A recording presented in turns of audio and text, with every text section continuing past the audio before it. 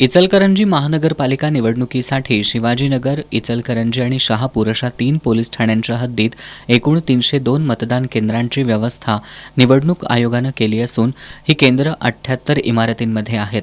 निवडणूक काळात शहरात शांतता आणि सुव्यवस्था राखण्यासाठी 12 पोलीस सेक्टर पेट्रोलिंग पथकं कार्यरत असतील.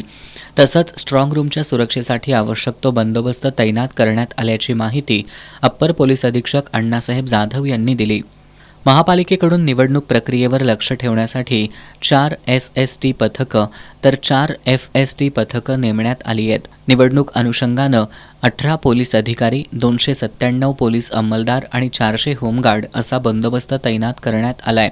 157 व्यक्तींना हद्दपार करण्यासाठी प्रस्ताव सादर करण्यात आला असून BNSS कलम 168 प्रमाणे 155 व्यक्तींना नोटीस बजावण्यात आल्याचं त्यांनी सांगितलं. रेकॉर्डवरील गुन्हेगार, उपद्रवी, शांतता भंग करणारे आणि अवैध धंदे करणाऱ्यांवर संपूर्ण निवडणूक कालावधीत लक्ष ठेवण्यासाठी विशेष पथकाची नियुक्ती करण्यात आली आहे. हद्दीतील सर्व शस्त्र परवाना धारकांची शस्त्र जमा करून घेण्यात आली असल्याची माहितीही अप्पर पोलीस अधीक्षक जाधव यांनी दिली.